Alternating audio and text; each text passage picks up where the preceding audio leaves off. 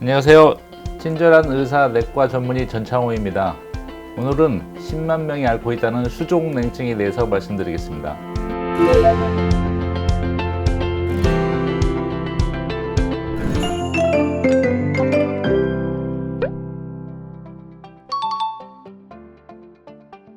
정상 체온에서 손발이 차갑게 느끼는 걸 수족냉증이라고 하고요. 우리나라 사람들은 거의 5 내지 10% 정도가 다 한 번씩 앓고 있다고 그러고, 이게 큰 병은 아닌데 겨울철들만 되면 좀 심해질 수 있어서 좀 주의가 필요합니다.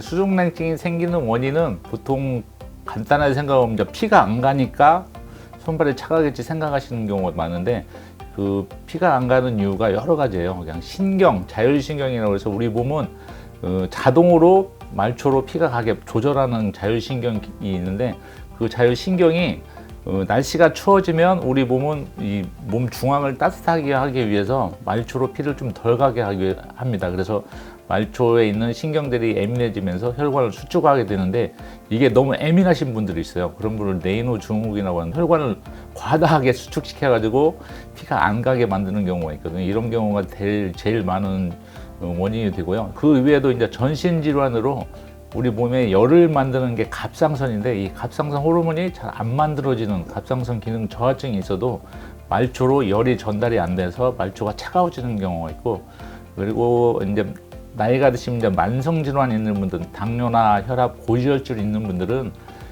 혈관 자체가 이제 동맥경화증이 생겨서 혈액순환이 안 돼서 손발이 차가워질 수 있는 만성 질환이 원인인 경우도 있고, 드물지만 이제 피 자체가 모자란 빈혈이 있는 분들이 있거든요. 그 빈혈 자체도 말초 혈액순환, 그 피가 모자라기 때문에 말초가 피가 충분히 못 가서 손발이 차가워지는 원인이 될 수 있습니다.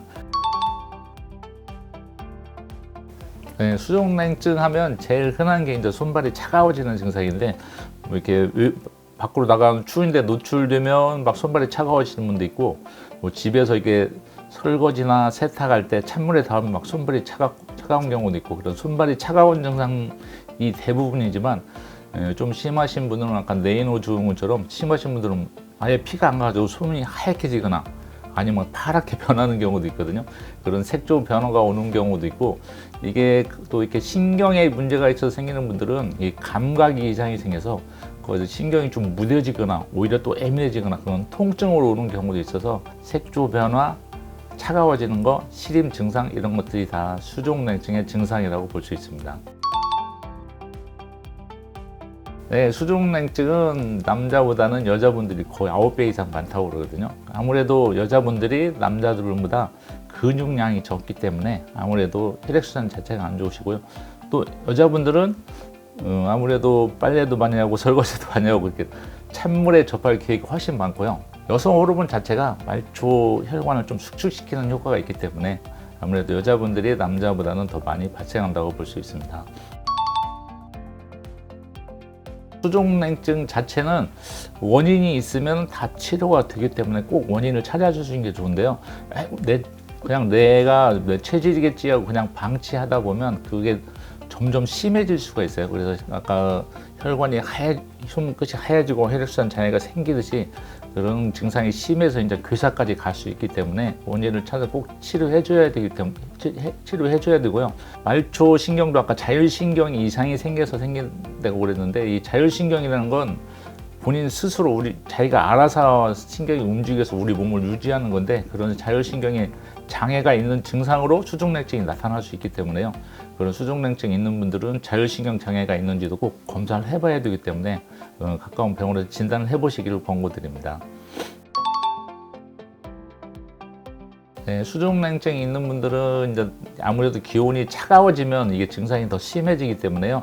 겨울철 되면 심해질 수 있어요. 그래서 겨울철 되면 몸을 따뜻하게 해주는 게 제일 중요합니다. 아무래도 갑자기 추위에 노출되지 않게 해주시고, 밖에 나가나 야외 활동할 때는 장갑을 꼭 끼우시고, 양말도 신으시고, 또 이렇게 밖에 오래 계실 때는 꼭 털신 같은 손발을 따뜻하게 할 수 있는 그거를 꼭 지참해 주시는 게 좋고요. 아무래도 겨울철 되면 몸이 건조해지면서 말초 혈액순환이 안 되게 돼요. 그런 경우를 대비해서 따뜻한 차를 자꾸 드시는 게 좋거든요.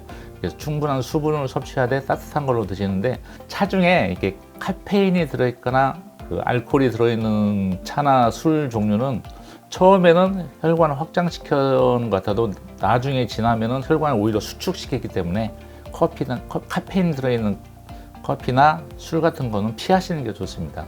특히 겨울철에 말초 혈액순환 안 되게 제일 안 좋은 게 담배거든요. 담배 피시는 분들이나 주위에 있는 분, 담배 간접 흡연도 흡연이랑 똑같기 때문에 흡연은 꼭 삼가하시고, 평소에 그 혈액순환이 안 좋고 손발이 차신 분들은 평소에 따뜻한 차 드시고 잠자리에 밤에 자게 되면 몸이 더 차가워져서 손발이 또 차가워질 수 있거든요. 그래서 그런 거 있는 분들은 자기 전에 뭐 족욕이나 반신욕 같은 거 해서 몸을 좀 따뜻하게 하시고 주무시는 것을 권고드리겠습니다. 네, 오늘은 수족 냉증에 대해서 말씀드렸습니다. 여러분 따뜻한 겨울 생활에 조금이나마 도움이 되었으면 좋겠습니다. 감사합니다.